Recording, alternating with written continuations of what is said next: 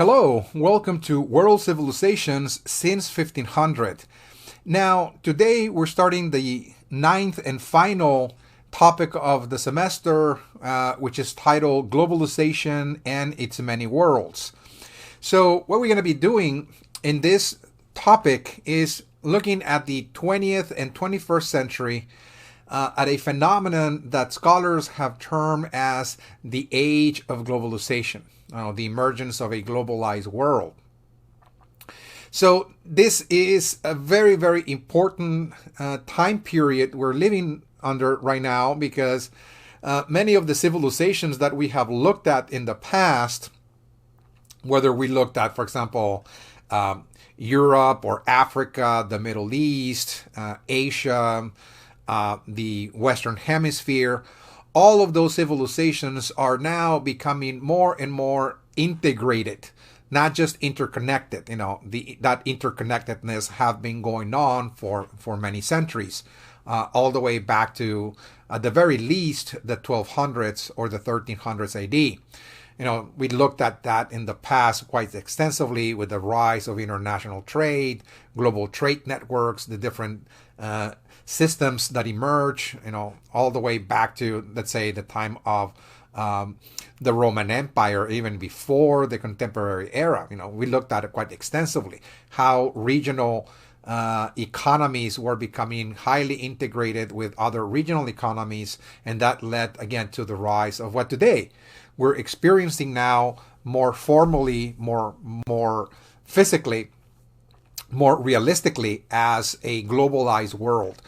And it's not just economic integration of the world's economies, but also a kind of cultural integration as well.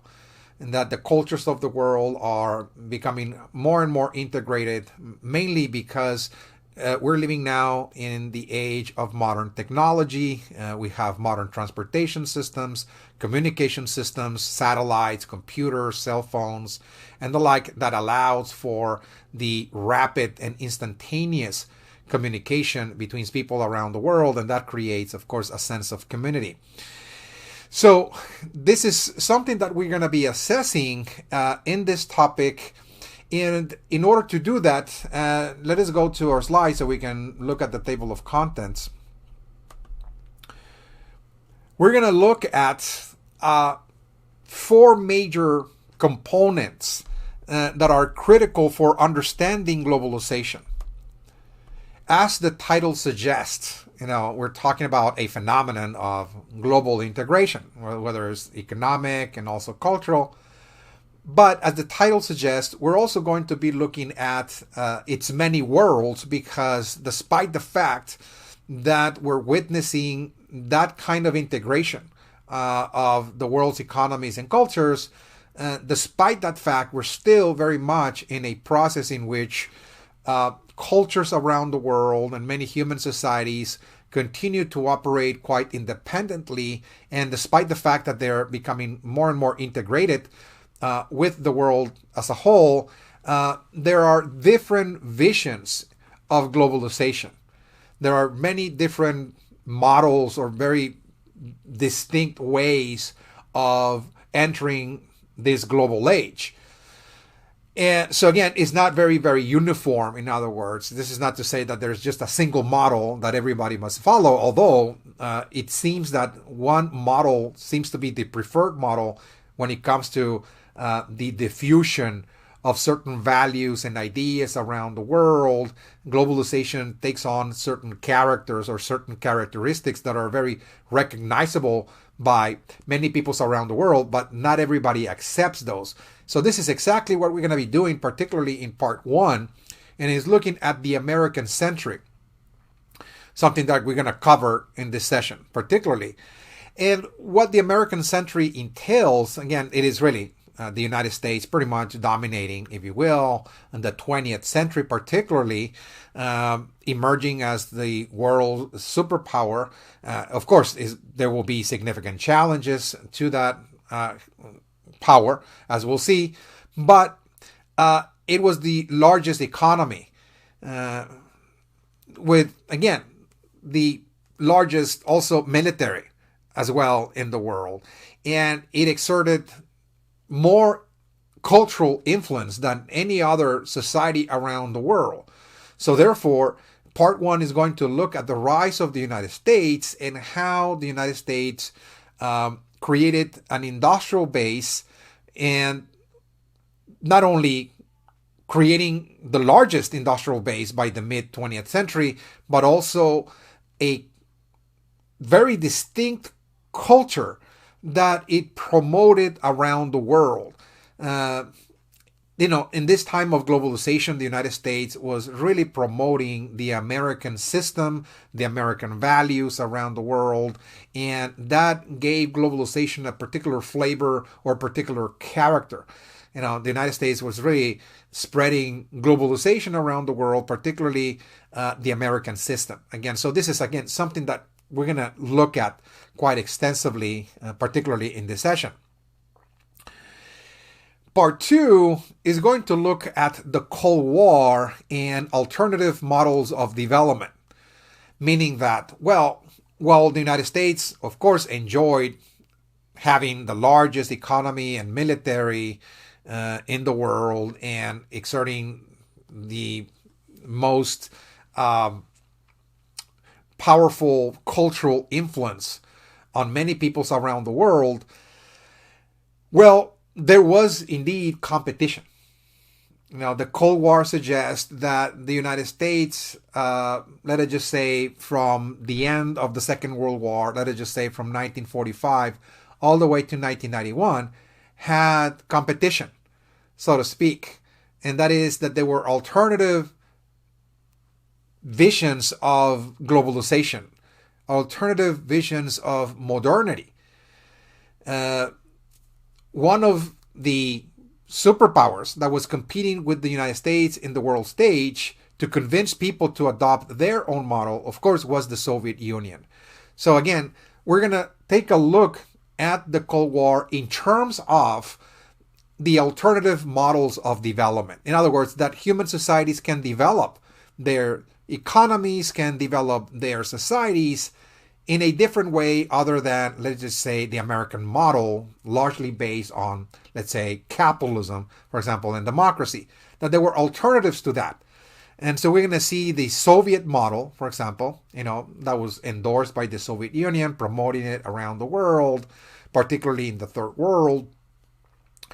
And also, we're going to look at other models as well, because, in the past, we were also looking at, for example, China, the Chinese Revolution, and how the Chinese communist state represented yet another variation of communism, very different and distinct from the Soviet as well.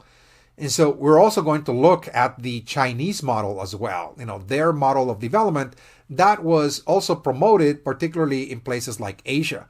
So we're going to look at that as well. And beyond those two communist models, the Soviet and the Chinese, we're also going to look at the third world as well. Again, the Cold War created this idea that there were many worlds in the planet. The first world was the industrialized capitalist world, where people had representative governments, or liberal democracies, in other words, elections and the like. And that was the first world. The second world was the world of communism, largely represented by the Soviet Union along with China, although there were differences between those two. But also there was a third world as well. And the third world was largely centered in the global south. The southern part of the globe really represented yet a third variation, again, of human societies that were neither capitalist nor communist, and they also planned their economies to develop in a quite different way. So we're going to look at examples of third world economies across the Cold War to see how, aside of the two main superpowers, there were other human societies that were on a different course of development. Again, the third world, if you will. Again, we're going to look at that, particularly looking at India, Latin America, etc. how they chose to go in a total different route.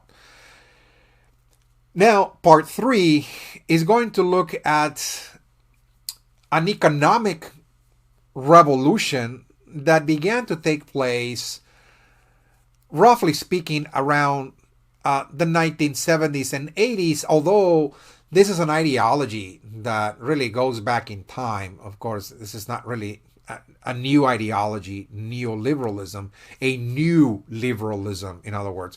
And we're talking about economic liberalism. We're not talking about cultural or social liberalism, but rather an economic liberalism. In other words, global capitalism. You know, if you really want to translate what neoliberalism is, it's really global capitalism.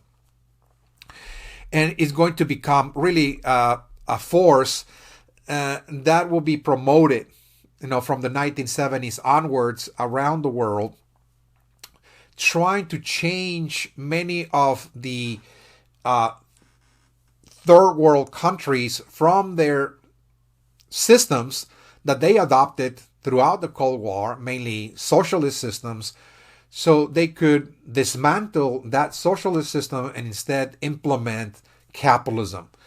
So again, neoliberalism is yet another force of globalization, that we're going to see that this system is being sponsored and promoted by certain international institutions, like, for example, the World Bank and the International Monetary Fund, among others, to try to reform the third world so they will become more and more capitalistic. You know, this is really arising in a time when the Cold War was already kind of subsiding.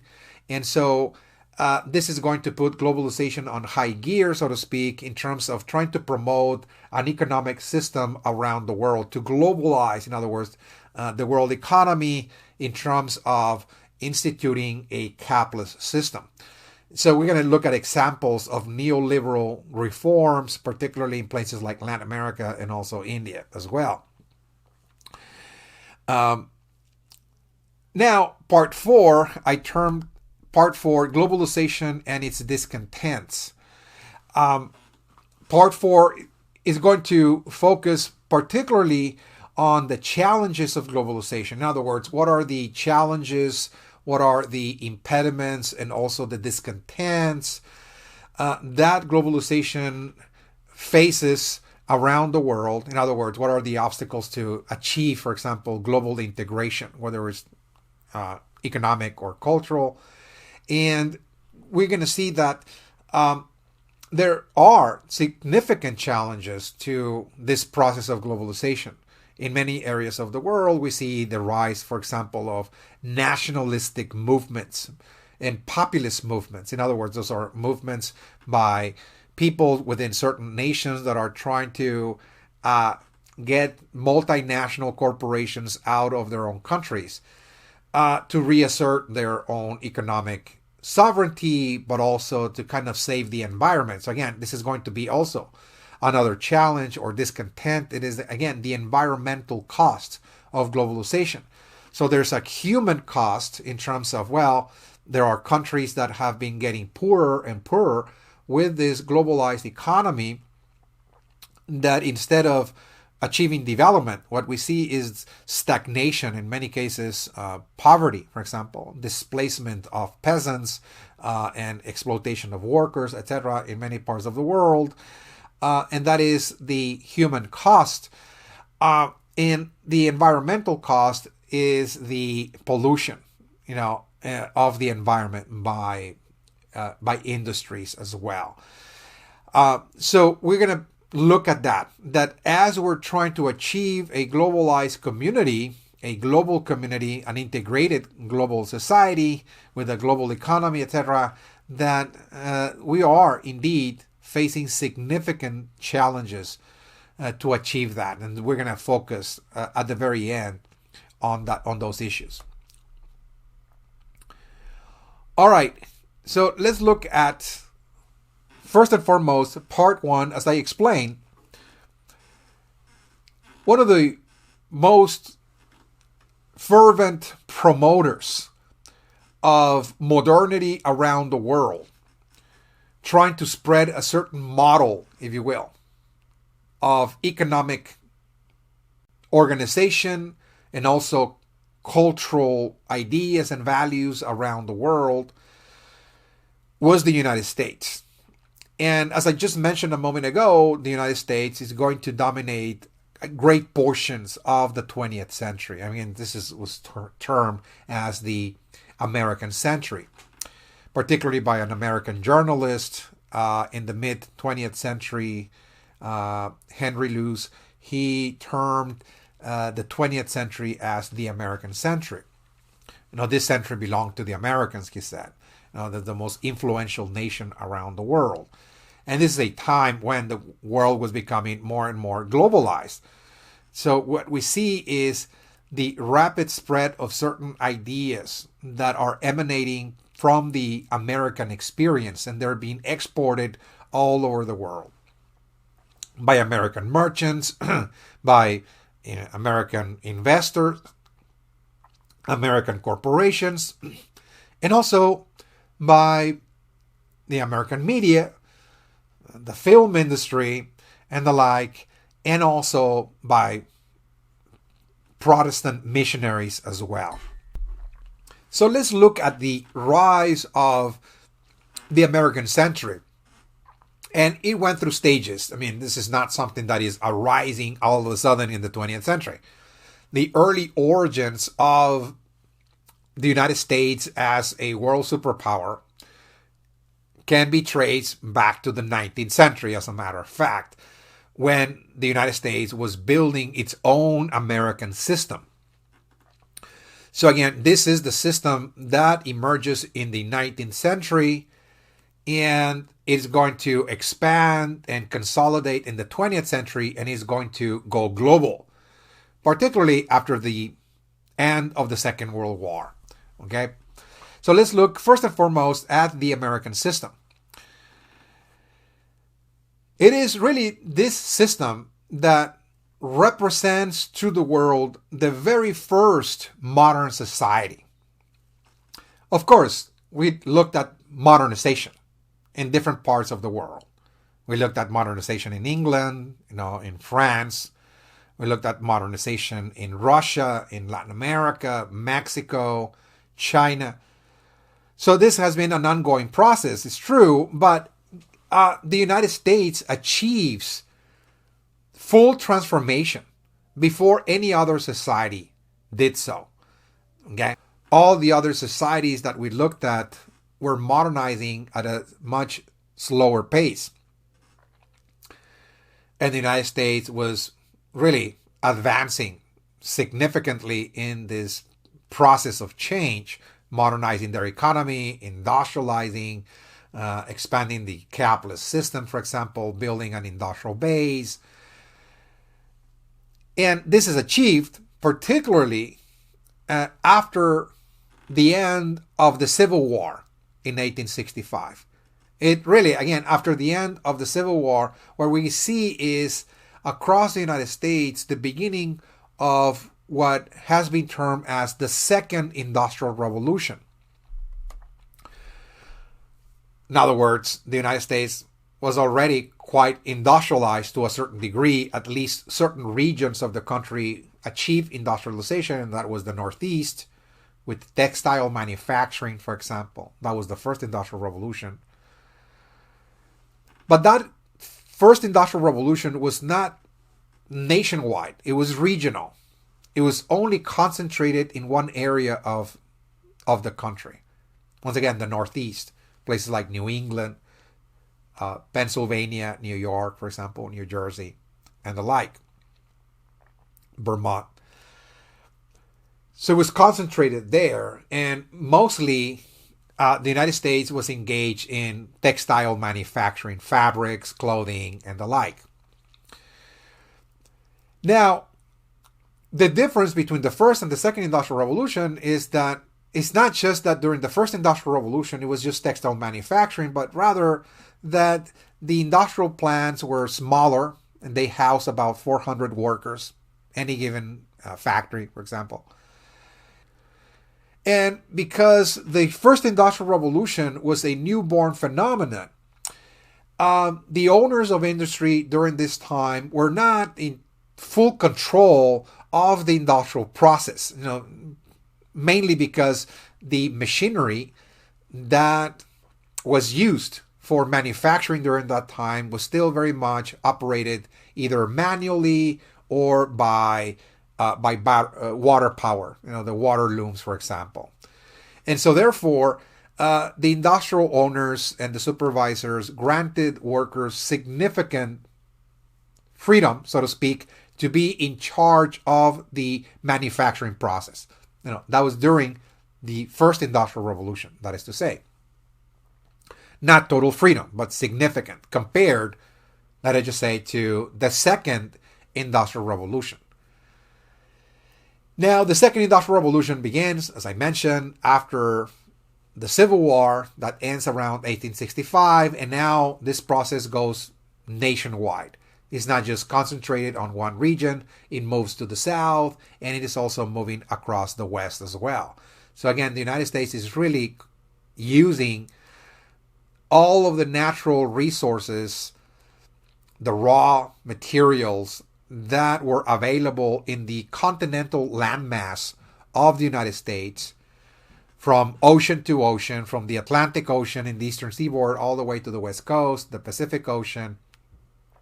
What we see is the harnessing of all of the wealth, the mineral wealth, for example, the fossil fuels, the natural resources at large are going to be mined and extracted in order to embark upon this new project of nationwide industrialization. So it was more pervasive, it was massive, and the industrial plants were much larger. Industrial plants are now going to house thousands of workers at any given moment, 4,000 or more. So this is, again, a larger project, so to speak, that also entailed another change, and that is that the second industrial revolution in the United States now utilized not only the raw materials and natural resources of the country, but also the application of modern science as well. Okay, so this is quite different. We're going to see the innovation of new technologies, new machinery that is going to be powered by electricity. For example, electrical motors. We're no longer seeing, for example, machines operated manually or by the use of water power, but rather powered by electricity, motors. So this is going to speed up production. So again, we see the application of science in order to speed up the process of production, and we can see that with electricity, but also with the chemical industry as well. So we see the chemical industry also on the rise in the United States. So this is going to alter the way that industry functions. So now what we're seeing here is that the industrial process is going to be in the hands of a scientific management, in other words, to be scientifically managed. That we need to introduce new methods into the workforce in order to make production more efficient.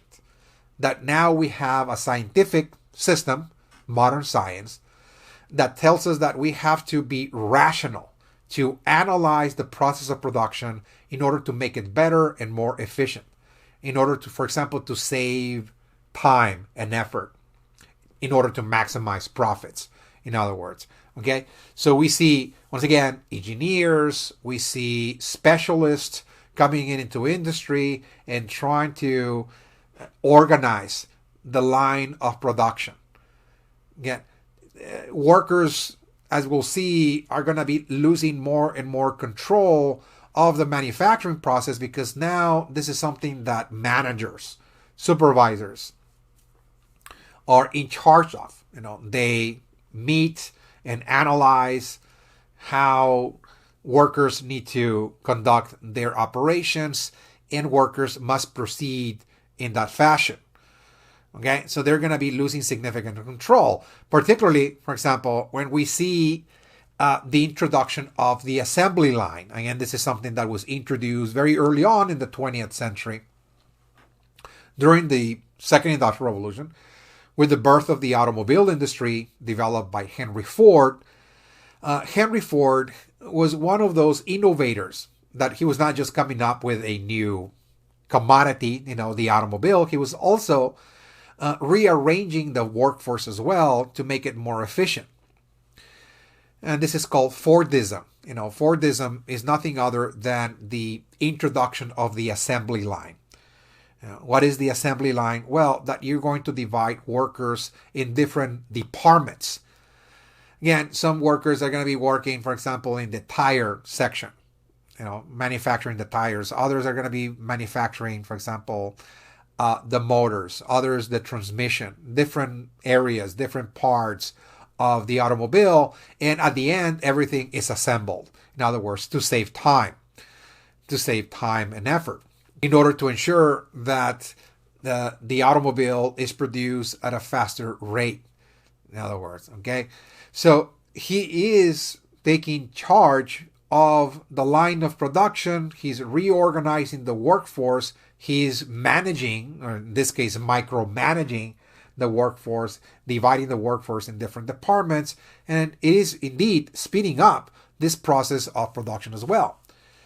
So besides Henry Ford and the introduction of the assembly line, what we see yet is another system of workers' management, reorganizing the line of production to make it more efficient. In this case, this is a system introduced by Fred Taylor.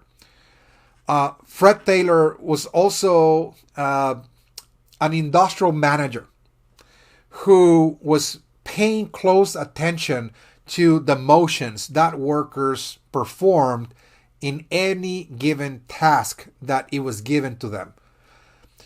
Their motions, their movements was carefully studied by him, and he realized that in many cases, workers were not really operating the machines or carrying out their functions effectively and efficiently because they will, from time to time, spend too much time and energy performing either the wrong motions on one hand, or they were engaged in other activities that were not really fruitful to the industrial process. So he wanted to eliminate the kind of quote-unquote waste in the line of production for the motions and the movements of workers to become far more efficient, to save time and energy for the owners of industry. So by studying, once again, and observing workers, he was able to come up with a system in which now workers needed to follow a very strict and very disciplined set of motions, operating machines in specific ways, not to waste time performing other activities outside of that particular function, and so on. And in that way, he is indeed trying to save money. In other words, cut losses for the industrial owners, and in that way make the line of production even more efficient. So again, this is really trying to control every single movement that workers were carrying out, in other words. Okay? And this was known as Taylorism. And again, so what is really taking place in the United States during the Second Industrial Revolution is that the workers are now losing far more control over the industrial process. Again, they are being micromanaged, in other words. They're being organized in a more scientific way. Again, this is the scientific system, in other words, that the United States is bringing, to the economy and to manufacturing, and the workers feel that they're just part of the machine, in other words, that they're just being, they're moving along with the machinery, and they're operating it, of course, in a way that they feel part of it, and they're not really in control of the process whatsoever. Okay, so this is going to lead to workers' discontent, and of course, in the United States, this led to a labor movement. in the country. We don't have time to actually go over that in this course, but needless to say, the late 19th century, early 20th century was a time of great upheaval in the United States, because there was now, of course, the rise of unions, particularly the trade unions, and of course a labor movement that demanded more workers' rights, compensation, for example, liability laws, shorter hours of work per day, the 8-hour working day, and so on. Again, a minimum wage and the like. But nonetheless, again, this is creating a kind of system that the United States is building and is going to export around the world. So it is building it at home, but once the United States is beginning to move outwards, as we'll see, particularly in the 20th century, this is the kind of system that other societies are going to encounter. Okay.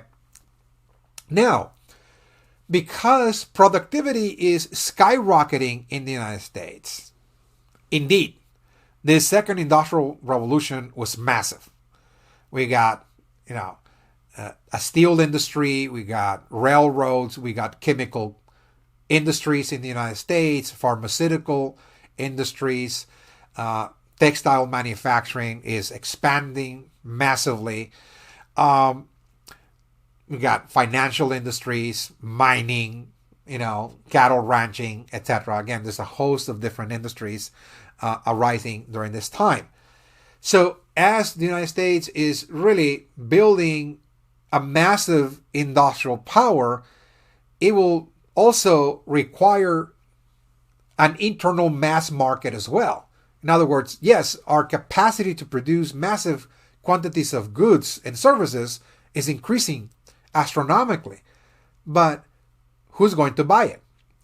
So initially, the solution is, well, we need to build an internal mass market. In other words, that Americans will have to absorb all of this industrial output, at least a great portion of that. That was the idea. If we are to successfully industrialize, if we need to keep the economy going, this has to take place. Just consider that by the 1920s, the United States was on its way to become the largest industrial economy in the world. It was producing already 42% of the world's goods.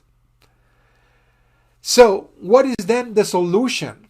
What is then the solution for this massive output and surplus of industrial products?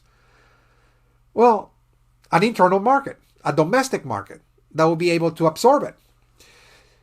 So the solution for this, in order to create this internal mass market, was to promote consumerism and mass advertising, in the United States. Again, this is really part of the American system, consumption, consumerism.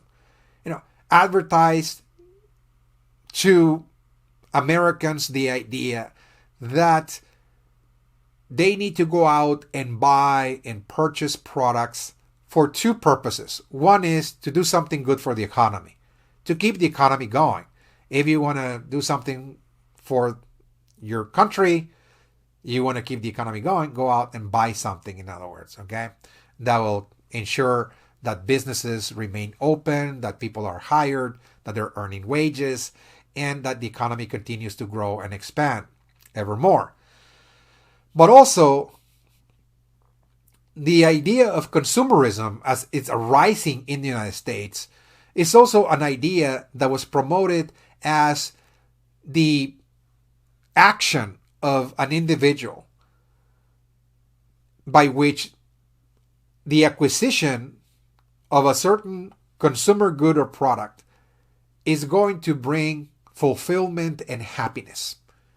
Okay, that's the other idea, is that you're not just doing something good for the economy, you're also bringing happiness to yourself by buying something in the market. Okay, whatever that is, that you are indeed enhancing your well-being, you are creating happiness within yourself, and you're finding fulfillment in this world as well. Okay, so consumerism is not just the idea of going out to buy things, in other words, because people have been buying things, products, since time immemorial. Okay, no, the idea of consumerism is that I want to buy something not because I need it, but because I want it, because it's going to make me happy.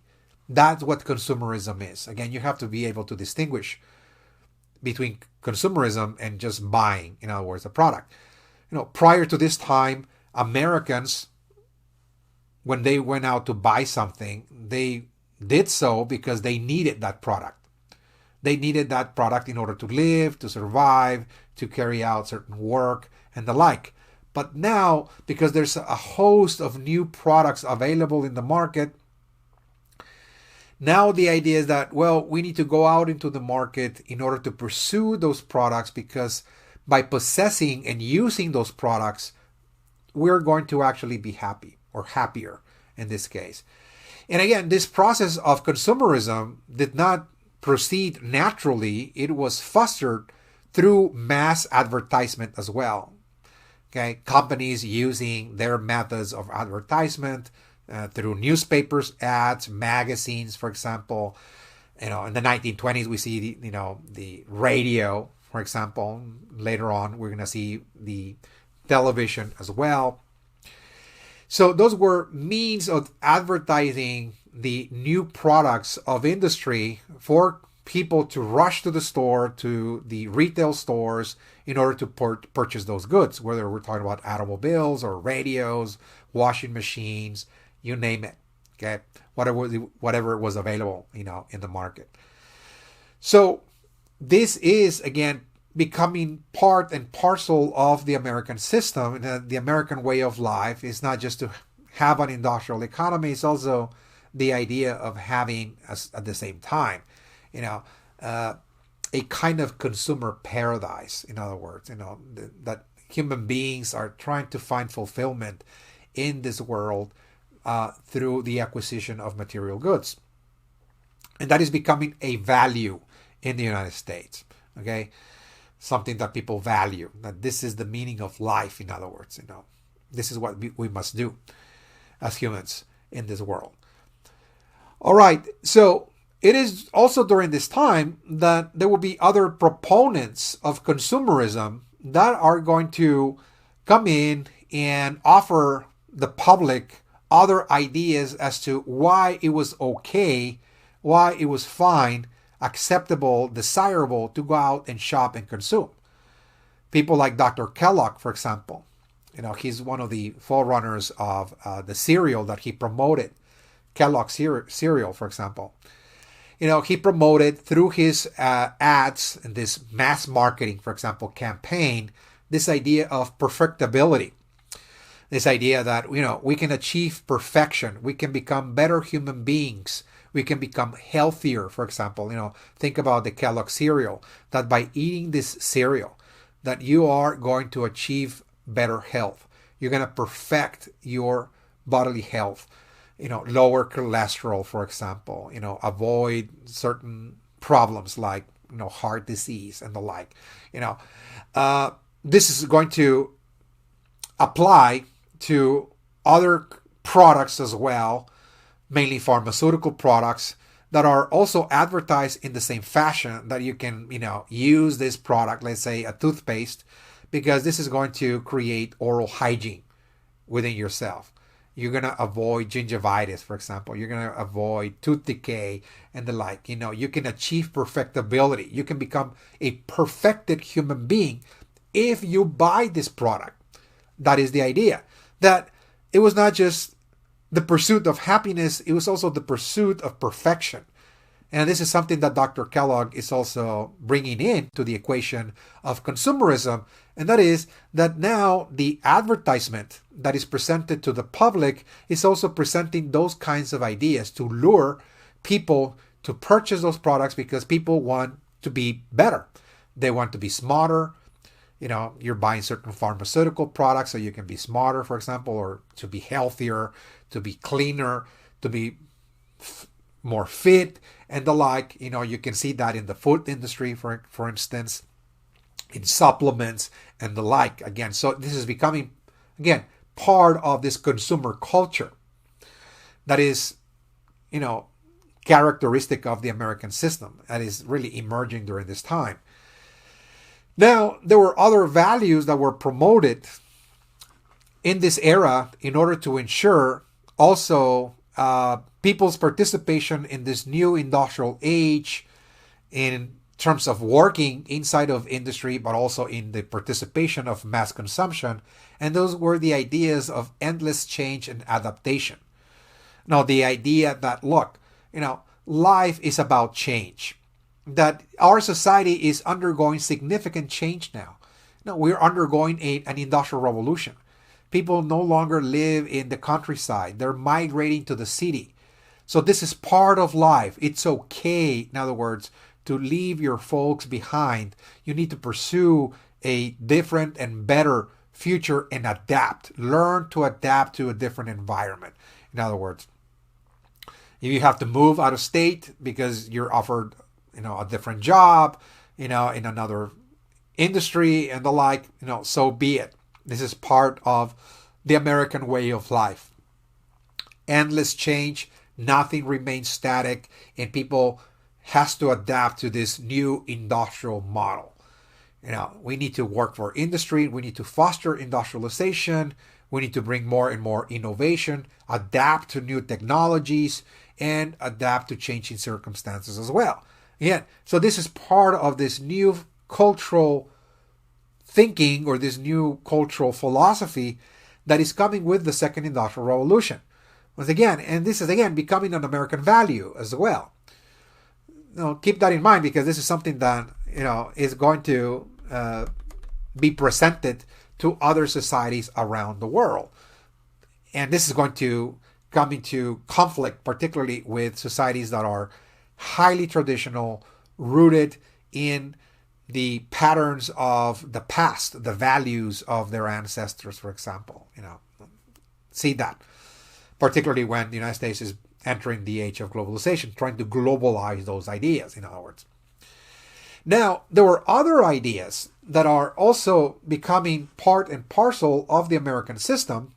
This is not really something new, but this is intensifying in this new time of the second industrial revolution that began at the end of the Civil War and is really rapidly accelerating into the early 20th century. And this, again, those are the ideas of individualism and competitiveness. And that is that how do we really achieve development? How do we achieve economic growth and also economic success in this world? Well, we achieve all of that by individual effort, that individuals have to have discipline and initiative to better themselves.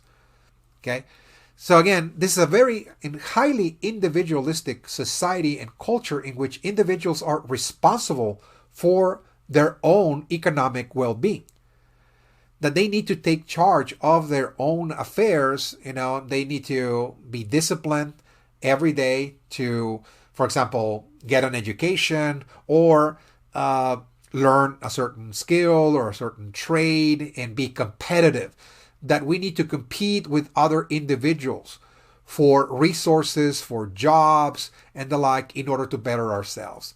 Again, so this is, again, a highly individualistic and also very competitive environment in which individuals are in competition with one another.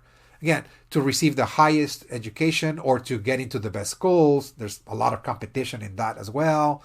And once you graduate, you have to compete with other people to get a job and to get promoted. Again, that this is the way that we accomplish things, in other words, because ultimately the idea behind that is that this is going to bring the best of the individual. That by striving to become better and in competing with other individuals, that you will better yourself, you will improve yourself as well.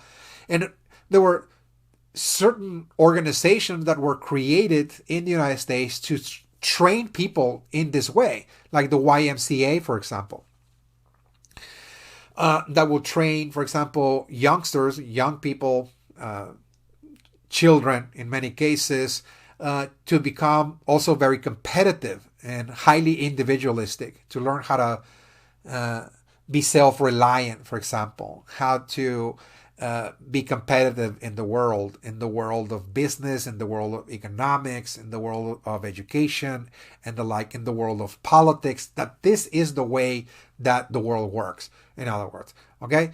So, once again, this is yet another element that is building the American system and is acquiring a certain characteristic that when Americans are going to step outside into the world, they're going to promote those ideas of individualism, for example, and competitiveness, that this is the way that societies should work. Okay? And last but not least, another element that was introduced during this time to make this new model work, the American system, is the belief in innovation, particularly revering, worshiping, accepting everything that is new and rejecting everything that is old. Again, like new technologies, for example, welcoming the new tools of industry, the new tools of science, that those are better than anything that has existed in the past, that we should abandon the old ways.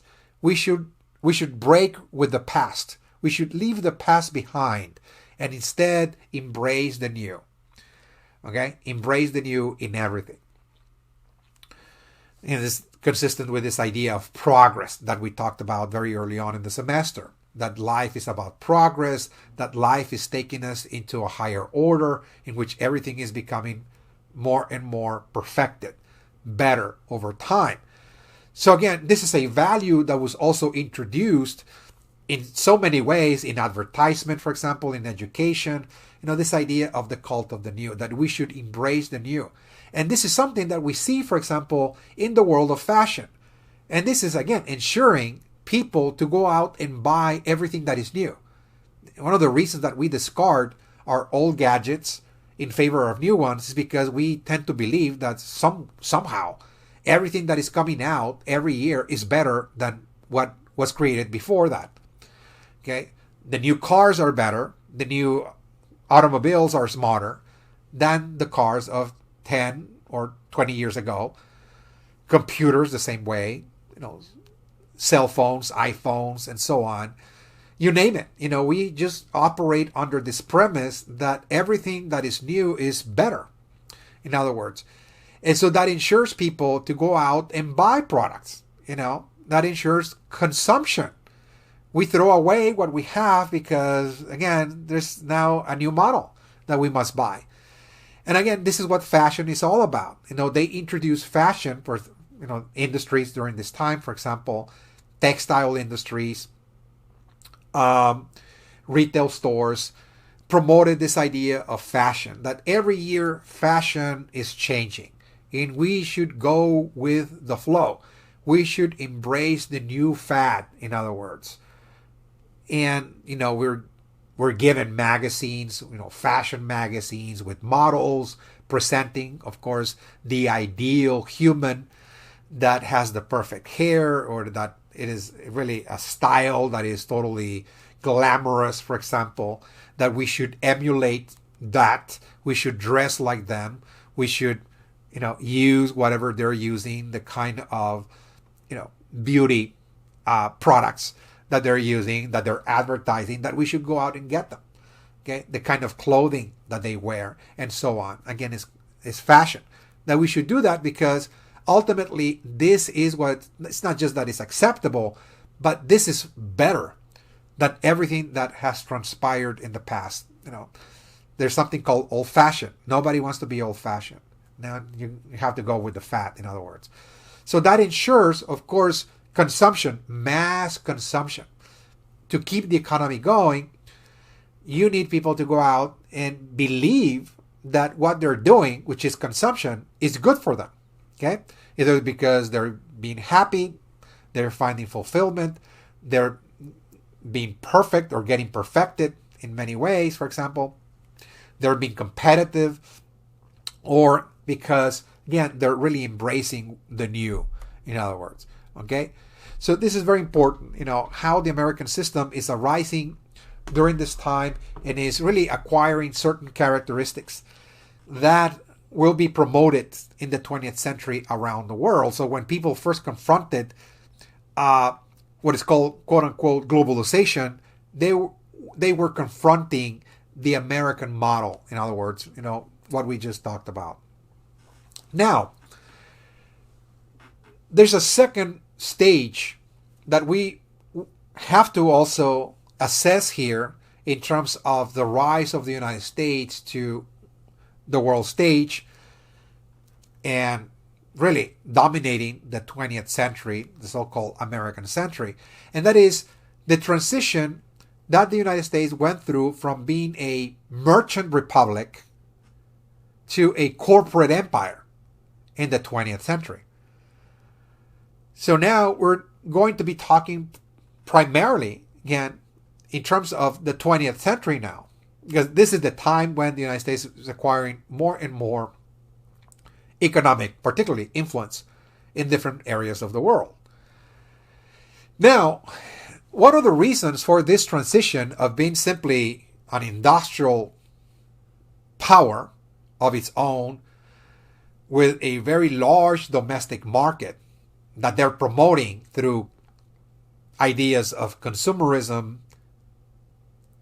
through the application of mass marketing or what is called advertisement, for example, is the fact that despite all the efforts to make Americans go out into the marketplace and buy as many products as they could, commodities, manufactured goods, services, that there was a certain limit to that.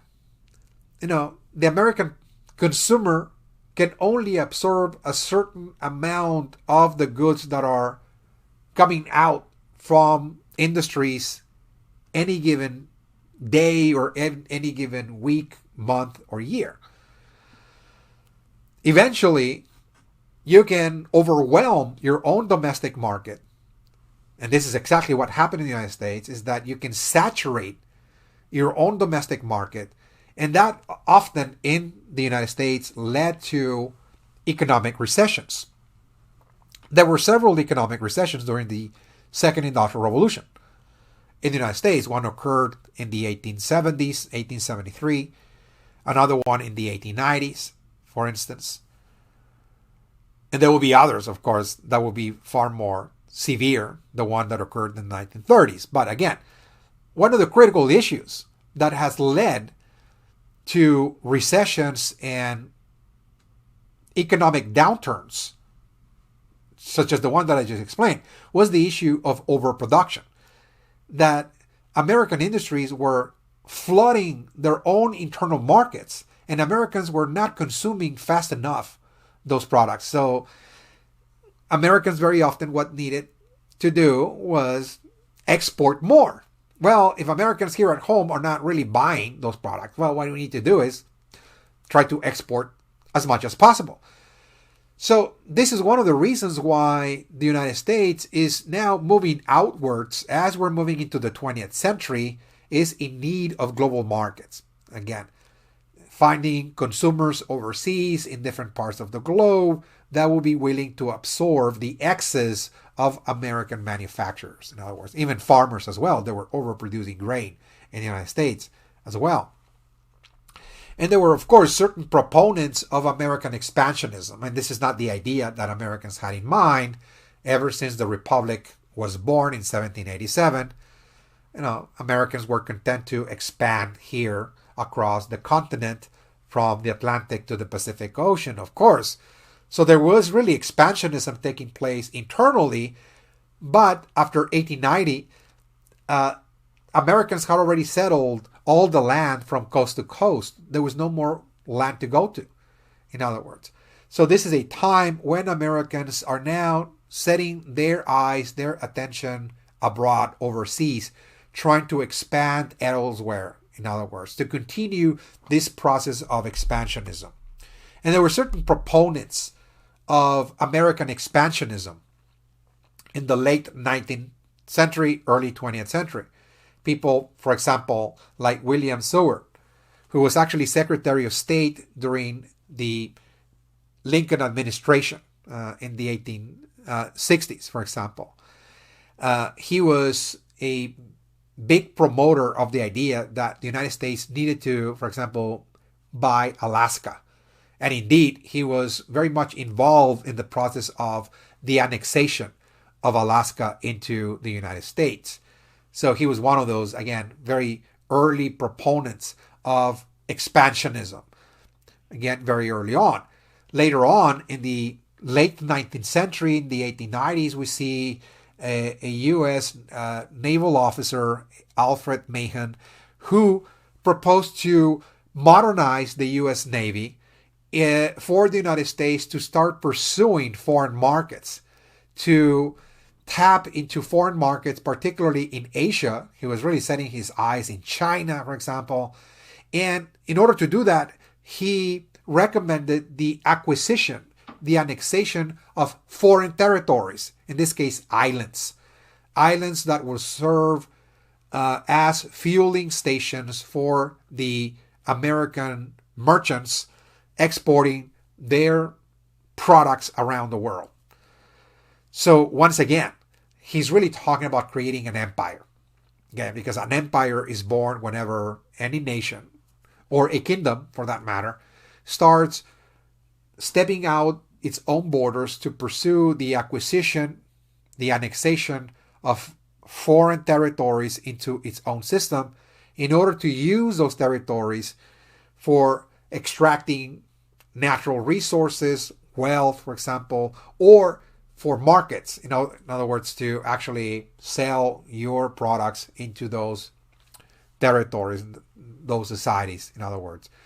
So he's a big promoter of this idea that, every successful merchant society in world history had a large navy, he said. Those were naval societies, naval powers. So if the United States was to successfully industrialize and to become really a merchant power, that it needed to create also a naval power, okay, around the world. In other words, expand and acquire islands and so on around the world, okay. Other proponents of American expansionism were Protestant missionaries. Those were, individuals who believed that it was the mission of the United States to also spread not only American values and ideas around the world, but most importantly, to spread Christianity. Now, this was a Christian society, a Christian nation that had a mission to fulfill in the world, a sort of divine mission. To spread the gospel around the world in preparation for the second coming of Christ. So there was also a certain religious overtone to the rise of the American empire. Again, it was not just economic, it was largely driven by economic needs, but it was also driven by religious ideas as well, particularly prophetic ideas, the second coming of Christ.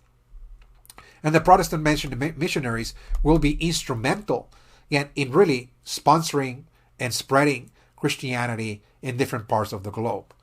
So the presence of Americans very often came in the form of missionaries, being there in those lands and trying to convert societies, non-Christian societies, to Christianity. Again, some historians call this a kind of form of religious imperialism, in other words. Okay, well, that was part of the equation. So it is at the turn of the century when the United States becomes a de facto empire. Okay, and the moment of this transformation occurred when the United States went to war with Spain in 1898. It was called the Spanish-American War. It was a very brief war.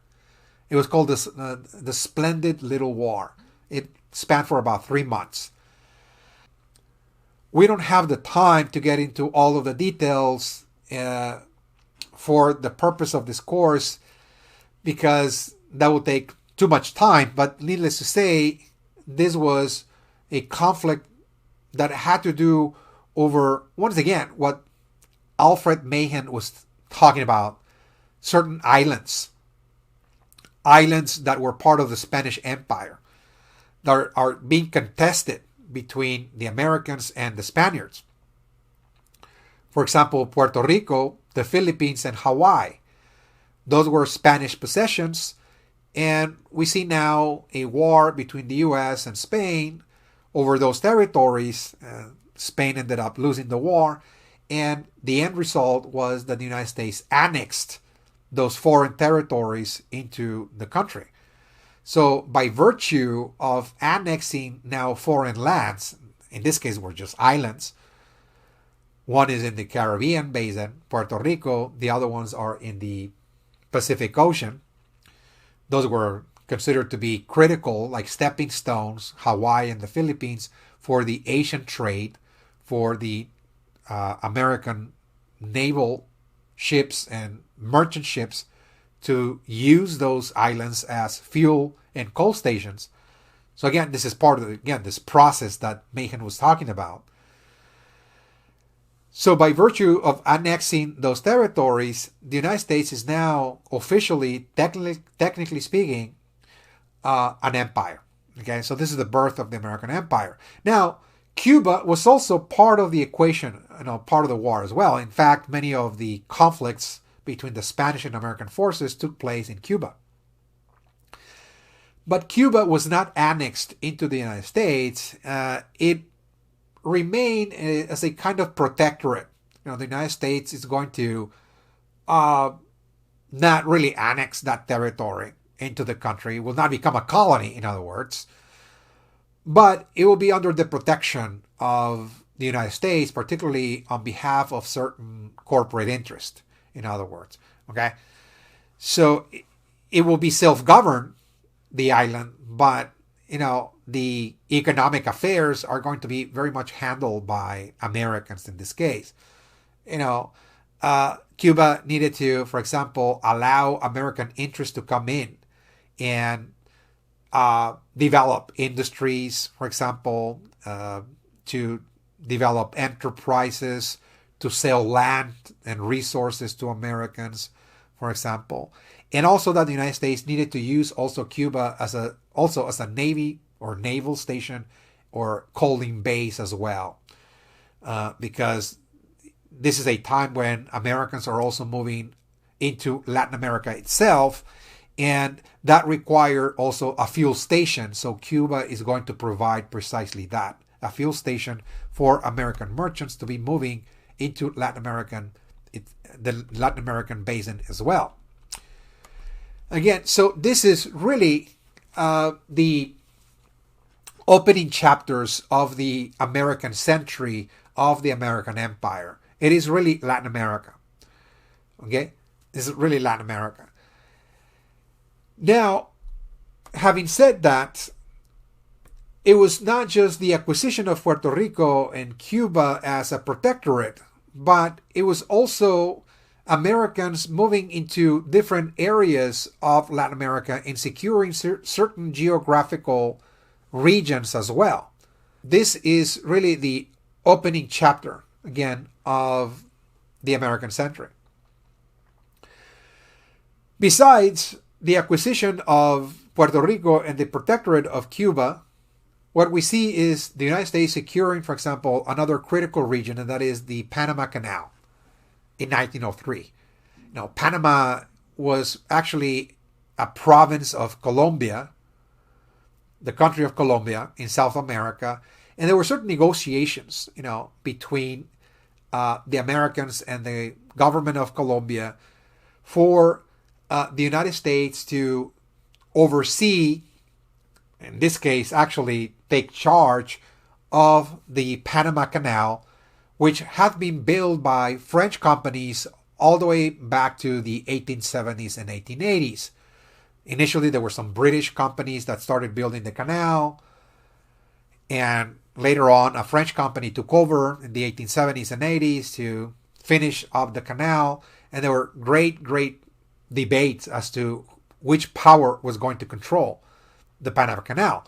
And again, this is extremely critical because this is going to provide a shortcut for American merchants that were engaging in trade in Latin America to move goods across the continent back and forth by using this waterway.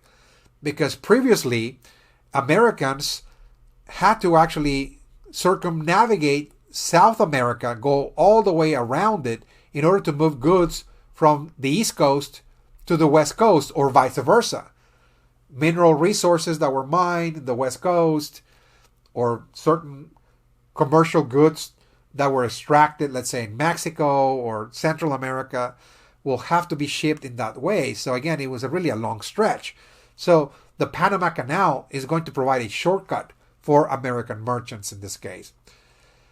So the government of Colombia was dealing with Americans for the potential, for a potential treaty to lease the Panama Canal to the Americans. So the Americans will be paying rents every year.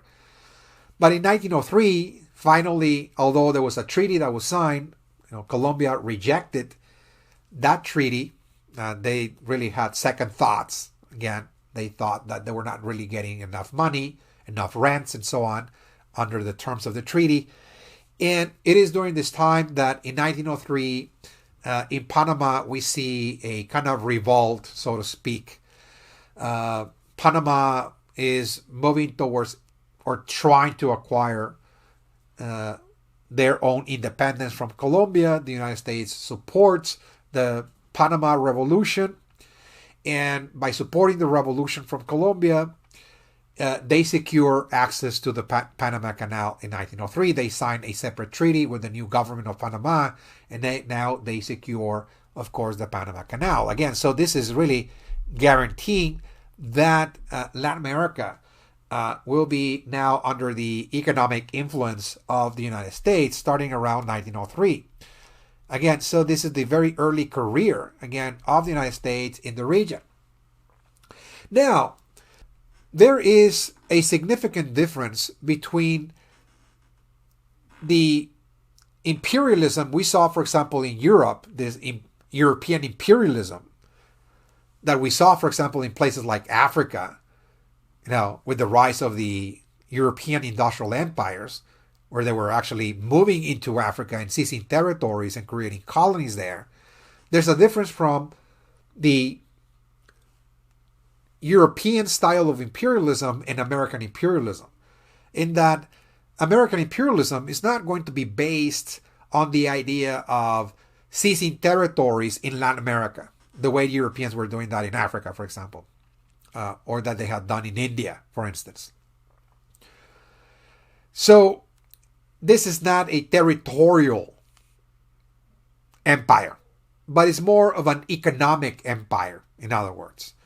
The idea was not to turn Latin American countries into American colonies, in other words, but rather that the Latin American republics were influenced by the United States to open their doors to American companies and corporations. That was the idea. We see that, and we saw that, of course, early in the course when we saw, for example, Americans in Mexico.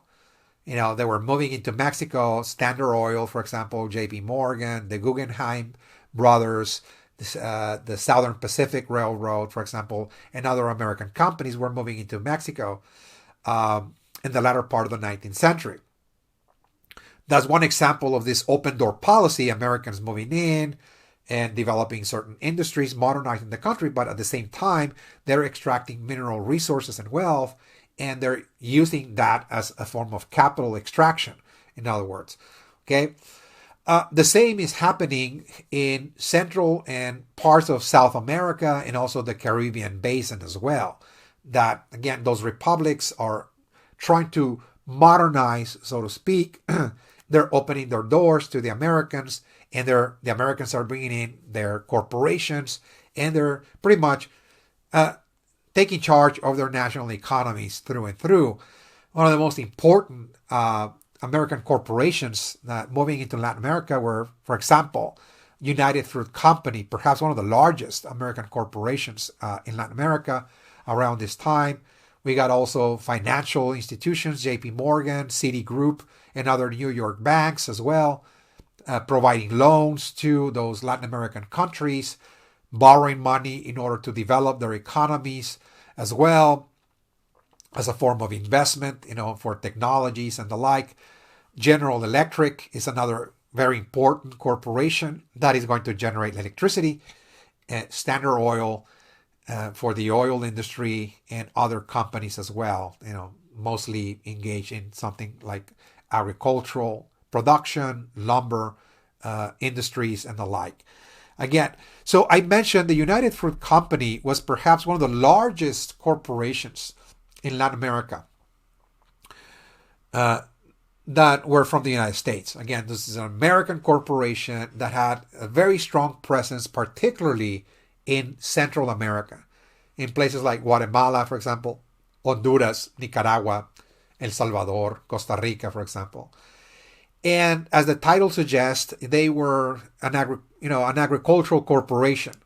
They bought, really across Central America, millions of acres of land, in which the company was generating massive amounts of resources, particularly agricultural products like coffee, tobacco, sugar, and bananas as well, all of which were exported into the United States. And again, the American consumer was enjoying, of course, again, Central American products, through the activities of the United Fruit Company. You can see here in this map, you can see the regions where they were growing sugar, for example, chocolate, bananas as well, palm oil as well. And again, this is a company that also had significant investments also in railroad development as well, also in cable and telecommunications, electricity, dominating also ports as well. The major ports of those countries as well were in the hands. So really, that corporation was really in charge of almost the entire national economy of those countries, through and through. Again, so this is the kind of economic imperialism that I was referring to. Other companies besides the United Fruit Company, like General Electric, New York banks, also invested in other industries like lumber, for example, coal, mining, iron ore, railroad development, electricity, telecommunications like telegraphs, for example, development in not only Central America, but also Mexico, the Caribbean, and parts of South America as well. Again, so slowly but surely, the United States was replacing Great Britain as the main source of finance, investment, capital, technology in Latin America. The 19th century was a time when Latin America was trying to modernize by resorting to British interest, inviting British investors and financiers to bring in their capital and technology to develop industry, something we looked at in the past. But now, as we're moving into the 20th century, the United States is rapidly replacing the British, again, as the main economic force of the region, and dominating, again, virtually, really every aspect of those economies. Again, so it was not just a matter of just dominating those regions for the purpose of doing so for economic gain, but rather that Americans are also moving outside with a sense of purpose as well.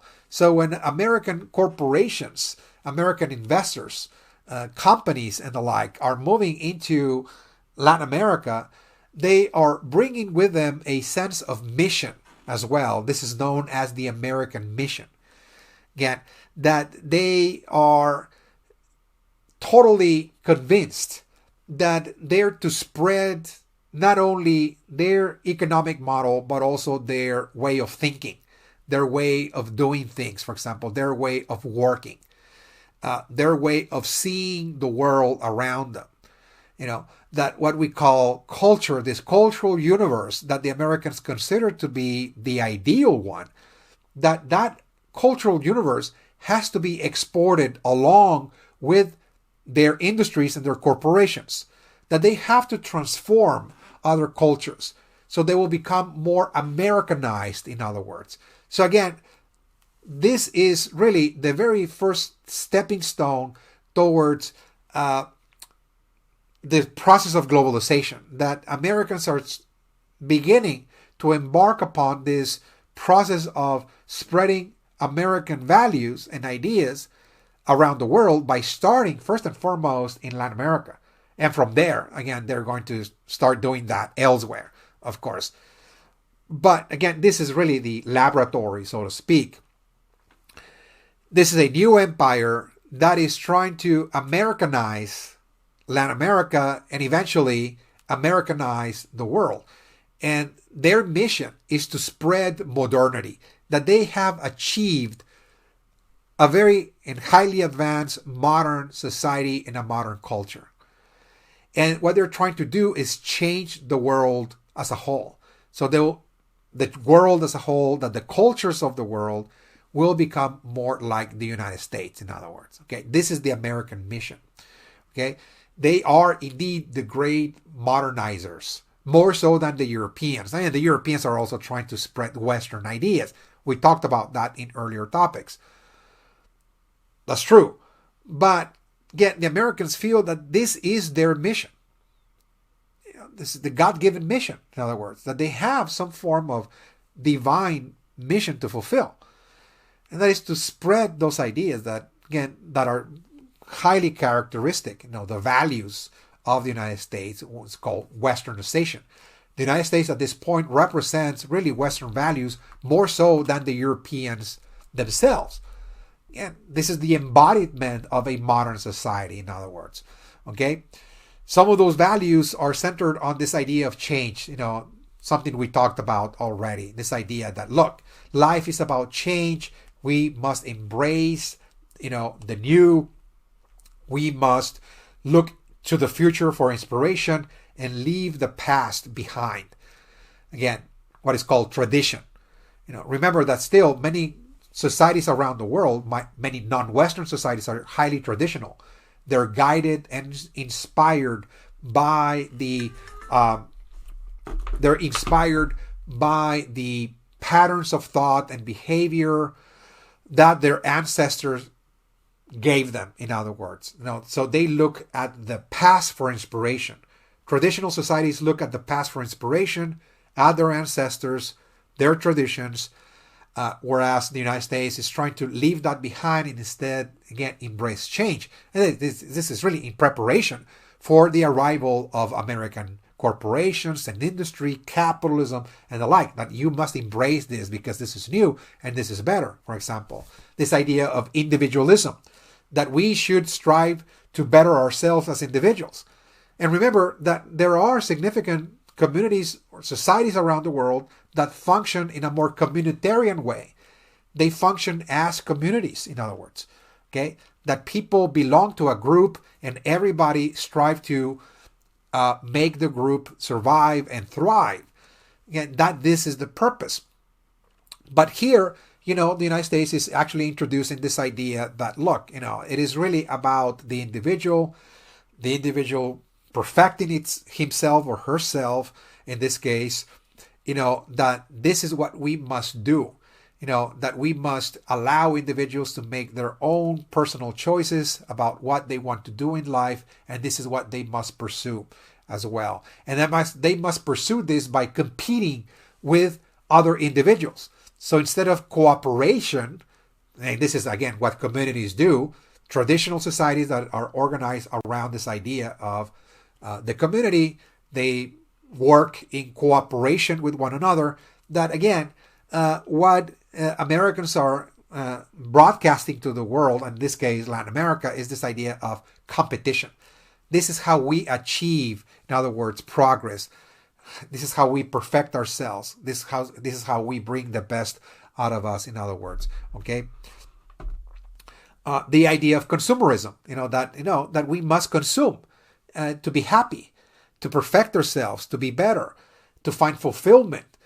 That we must engage in consumerism. That instead of producing those things ourselves, in other words, subsistence, the way other societies, go about, in the world, is that they subsist from their work. They produce what they need. They craft their own clothes, they grow their own food, that instead of doing that, that it is better to consume something that others produce, mainly corporations, companies, industries, enterprises, in other words. And also materialism, this idea that, look, how do we measure success in this world is by material production. The ability to produce in this world material goods. We measure progress in terms of matter, in terms of units. How many units are we producing every year? The amount of food that we're producing, the amount of money that we have in the bank, and so on, the amount of material possessions. This is, again, a measurement of success. And this is in sharp contrast, again, with spiritual values that other societies value more, of course. Their spiritual experiences, again, their mystical experiences, spiritual values, etc. This is all I have for you. When we come back, we're going to review this section before we move into Latin America. And from there, we're going to look at the Cold War, the rise of alternative models of development. Again, something that we're going to cover mainly in session 2. This is all I have for you. I'll see you then in session 2 when we come back. Thank you.